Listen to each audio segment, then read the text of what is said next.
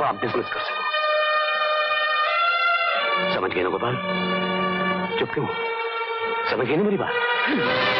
राजन,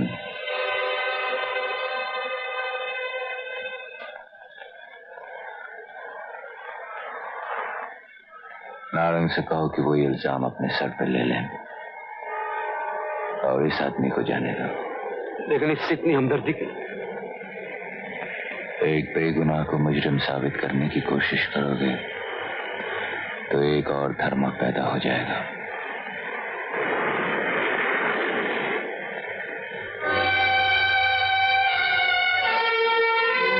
क्या नाम है तुम्हारा? गोपाल। देखो गोपाल, जिंदगी में कभी कोई गलत कदम मत उठाना। अगर तुम्हें किसी चीज की जरूरत पड़े तो मुझसे मिलना। मेरा नाम धर्मचंद है। मैं सच कहता हूं कि ये माल मेरा है, मेरा है, मेरा है और मैं इसका मालिक हूं। देखो मिस्टर नारंग, तुम बाल बच्चेदार आदमी हो, अपने बीवी बच्चों का ख्याल रखो, फंसो मत। बताओ ये माल किसका है? इंस्पेक्टर, मैं आपसे कितनी बार कहूं कि ये माल मेरा है? तुम झूठ बोलते हो। ये माल तुम्हारा नहीं, धर्मचंद का है। कौन धर्मचंद? अच्छा, तुमको मालूम नहीं धर्मचंद कौन है? वही जो तुम जैसे बेवकूफों को फांस कर खुद आज तक कानून की नजरों से बचता चला आया है, वही धर्मचंद। मैं आखिरी बार पूछता हूं, ये माल किसका है? इंस्पेक्टर, मैं आपसे कई बार कह चुका हूं कि ये माल मेरा है। तुम ऐसे नहीं मानोगे। हौलदार, ले जाओ उसे। बात को समझ में नहीं आई। गोपाल एक मामूली ट्रक ड्राइवर, उसके साथ हमदर्दी करके नारंग को अंदर करवा दिया। कहीं धर्म अपने बेटे के आने के बाद हम लोगों को अलग हटाकर शराफत की जिंदगी? नहीं मिस्टर सिंह, ऐसा तो खैर नहीं होगा। मैं वक्त से पहले बता रहा हूं। बहरहाल वक्त आने पर भी याद दिला दूंगा।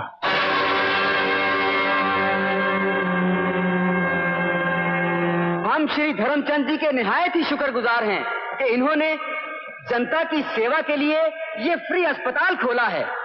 अगर इन जैसे दानी 2-4 शहर में और भी पैदा हो जाएं, तो हमें पूरी उम्मीद है कि दुखी और गरीब जनता की हर जरूरत पूरी हो सकती है। हम श्री धर्मचंद जी को धन्यवाद देते हुए भगवान से ये प्रार्थना करते हैं कि इनकी स्वर्गवासी बहन लक्ष्मी जी की आत्मा को शांति दे, जिनके नाम पर ये फ्री अस्पताल खोला गया है।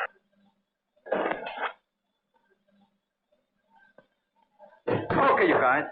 What's the problem? हाँ?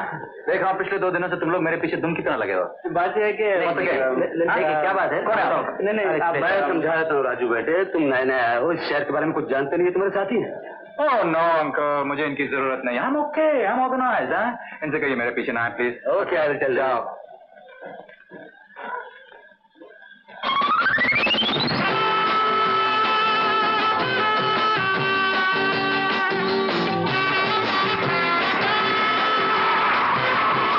Hi, sexy. Come on, hop in.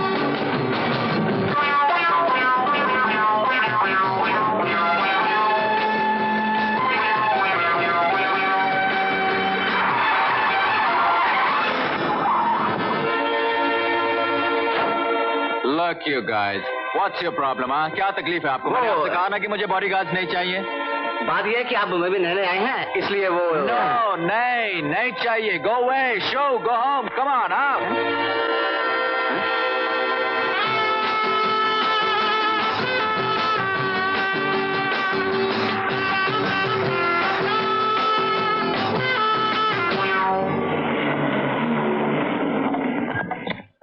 लगता है तुम्हारा एक स्क्रू ढीला है। क्यों? अरे बुद्धू, शादी की बात माँ बाप करते हैं। मेरे डैडी श्रीनगर गए हुए हैं, जब वापस आ जाएंगे तो मेरे डैडी तुम्हारे डैडी से मुलाकात कर लेंगे। कुछ समझे? अरे ऐसा बोलो ना। मैं देखो, मैं तो शादी पहली दफे कर रहा हूँ, अगली दफे ऐसी गलती नहीं करूंगा।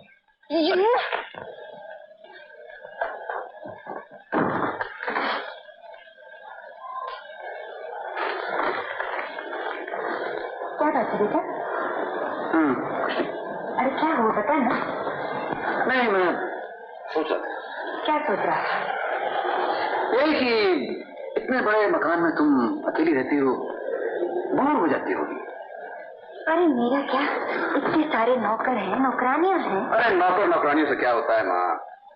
अब तो तुम्हें कोई अपना चाहिए, कोई ऐसा चाहिए जो तुम्हारे साथ तुम्हारे काम में हाथ बटा सके, तुम्हारे दिल की बात कर सके। क्यों? तू जो आ गया है। अरे मुझसे क्या होगा माँ, 24 घंटे में तुम्हारे साथ थोड़ी ना रहूंगा। हाँ, मैंने सोचा है गांव से जुम्मन चाचा की चाची को बुला लूं। जुम्मन चाचा की चाची? अरे कहाँ बुजुर्गों के पीछे पड़ गई हो माँ, तुम समझती क्यों नहीं हो? हाँ हाँ, मैं सब समझती हूँ। तू साफ साफ क्यों नहीं कहता कि तू जवान हो गया तो शादी करना चाहता है? अरे नहीं माँ, मैं शादी नहीं करना चाहता। आई एम इन नो हरी, मुझे कोई जल्दी नहीं है। मुझे तो तुम्हारी चिंता है। I am really worried about you. अच्छा अच्छा, मैं तेरे डैडी से बात करती हूँ।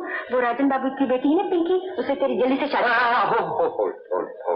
पिंकी? पिंकी? वो राजन बाबू की बेटी पिंकी। कौन पिंकी? मैं तो पिंकी को नहीं जानता हूँ। मैं तो नीतू के बारे में। जीतू? हाँ, वो आई थी ना पार्टी में, कुंकू वाली। वो उसको हम कहाँ जानते हैं? लेकिन मैं जानता हूँ ना माँ। अब शादी तो मैं ही करने वाला हूँ। प्लीज जरा डैड से नीतू के बारे में बात करो ना, प्लीज। अगर नहीं माने तो? अरे कैसे नहीं मानेंगे माँ? तुम कुछ बात कहो और डैड ना माने, कमाल है। कैसे हो सकता है? प्लीज। नामुमकिन है, ना ही हो सकता। राजू का ब्याह राजन की बेटी से हुई। लेकिन वो दोनों एक दूसरे को बरसों से जानत रहे, लंदन में साथ पढ़त रहे, एक दूसरे को पसंद करत है। हम राजन का अपन जबान दे चुके हैं और सब लोग जानते हैं कि जहां धर्म अपन जबान देते होगा तोड़त नहीं।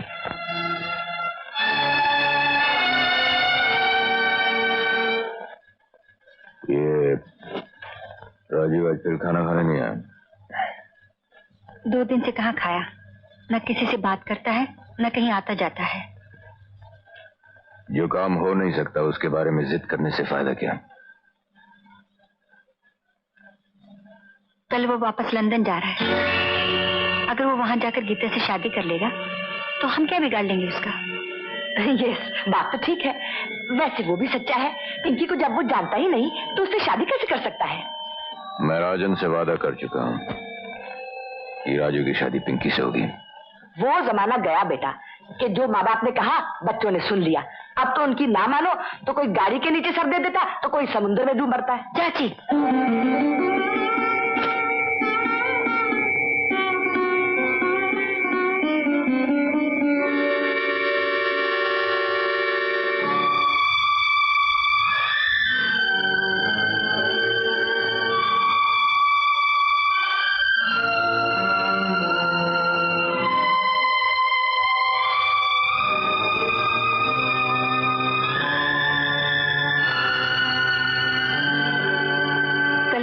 लंदन जा रहा है। अगर वो वहां जाकर गीता से शादी कर लेगा तो हम क्या बिगाड़ लेंगे उसका?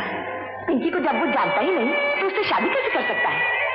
वो जमाना गया बेटा कि जो माँ बाप ने कहा बच्चों ने सुन लिया। अब तो उनकी ना मानो तो कोई गाड़ी के नीचे सर दे देता तो कोई समुद्र में डूब मरता है। राधा, देखा, राजू से कह दिया कि गीता के बाप से कोनो दिन हमारी मुलाकात करा जाए। का मतलब आपका मंजूर है? हाँ।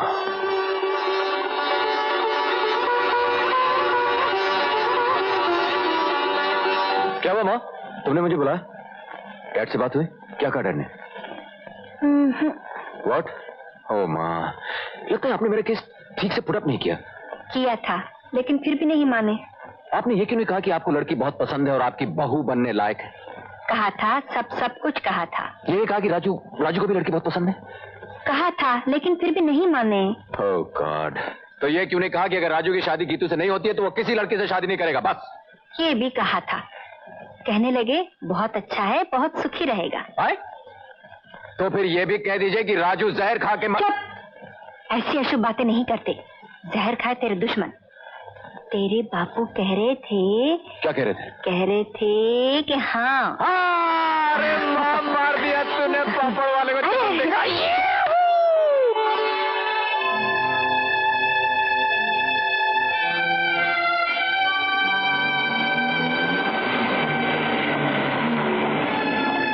राजू,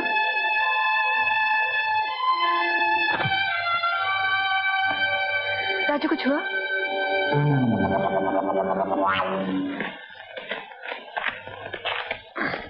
डैड राजी हो गए? तुमने जोर ही नहीं लगाया होगा। लगाया था, इतना जोर लगाया कि सांस फूल गई। लेकिन डैड नहीं हिले।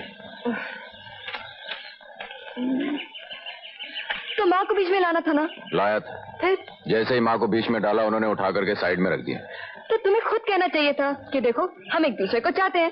कहा तो डंडा लेकर मारने दौड़े, कहने लगे लोग इंग्लैंड जाकर के मेम लाते हैं, तुम वहां जाकर के भी देसी माल उठा लाए। और तुमने पूछा नहीं कि गीता में क्या बुराई है? पूछा था, कहने लगे एक आध बुराई हो तो कहूँ, उसका तो पूरा जियोग्राफिया ही बिगड़ा हुआ है।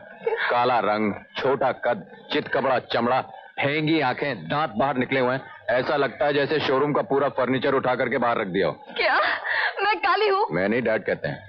मेरी आंखें भैंगी हैं। मेरे लिए तो भैंगी भी चलेगी, लेकिन डैड नहीं मानते।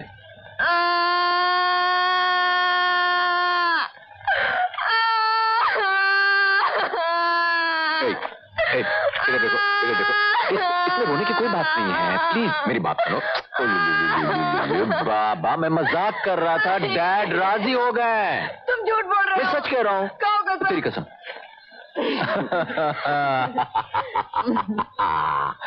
अरे अब क्या हुआ?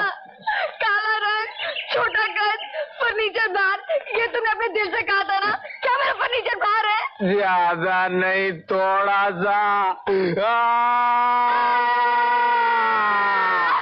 अपना इल्जाम अपने बेटे पर क्यों लगा रहे हो? साफ साफ क्यों नहीं कहते कि तुम एक स्मगलर की बेटी को बहू बनाने के बजाय किसी शरीफ जादी को बहू बनाकर लाना चाहते? तुमने सोचा धर्मा कि दौलत तो बहुत कमा ली, इसी बहाने शराफत का लेबल भी तुम्हारे माथे पर लग जाए।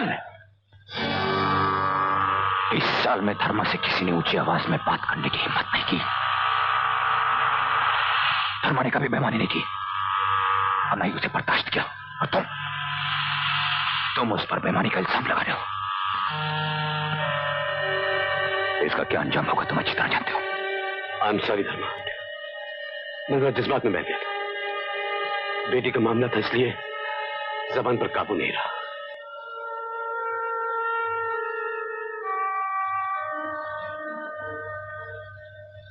तुम्हें एक बार अपना दोस्त कहा था, इसलिए माफ कर रहा हूं। तुम्हारी जगह कोई और होता तो। मैं जानता हूं धर्मा, मैं वाकई शर्मिंदा हूं।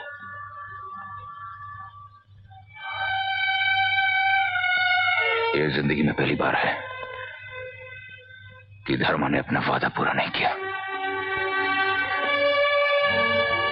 मैं तुम्हारी बेटी को अपनी बहू बनाना चाहता था, लेकिन मैं नहीं जानता था कि मेरा बेटा किसी और को चाहता है। मेरा बेटा मेरी कमजोरी है राजन। अपने बिजनेस और वादे के लिए मैं सॉरी। पापा आप तो हमेशा लेट आते हैं। ये राजू है जिसके बारे में मैंने आपसे कहा था। हेलो अरे डेसा, कैसे हो बेटा? तो तुम्हारी शक्ल धर्मचंद से बात मिलती है, कहीं तुम उसके रिश्तेदार तो नहीं? जी मैं उनका बेटा हूं। क्या हुआ? आप मेरे मेहमान हैं, इसलिए ज्यादा तो कुछ नहीं कर सकता। सिर्फ इतना ही कहूंगा कि आप यहाँ से चले जाइए। जी पापा भी आप क्या कह रहे हैं? मैं ठीक है। Ask him to get out of my house. But what have I done? बात क्या है? तुम बर्दाश्त नहीं कर पाओगे, इसलिए बेहतर है कि यहाँ से चले जाओ। अब बिना सुने मैं यहाँ से जाने भी नहीं वाला। तो सुनो, तुम जिस बाप के बेटे हो उसके पास दौलत है, इज्जत नहीं। मिस्टर वर्मा, तुम जिस बाप के बेटे हो उसके घर स्मगलर, काला बाजार करने वाले और देशद्रोहियों की बेटियां भी जा सकती है, इज्जतदार घरानों की नहीं। मिस्टर वर्मा, अगर आप गीता के बाप ना होते तो मैं आपका खून कर देता। खूनी का बेटा और कर भी जा सकता है। कौन कहता है कि मेरा बाप खूनी है?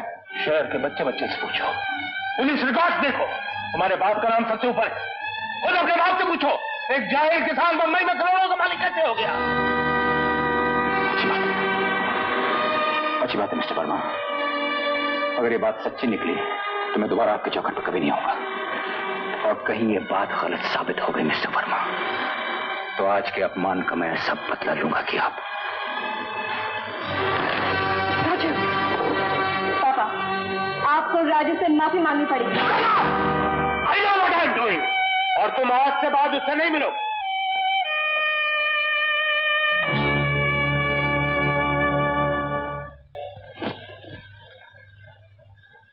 क्या कर रहे हैं? जा रहा हूं। कहाँ? कहीं भी, लेकिन ये घर छोड़ के।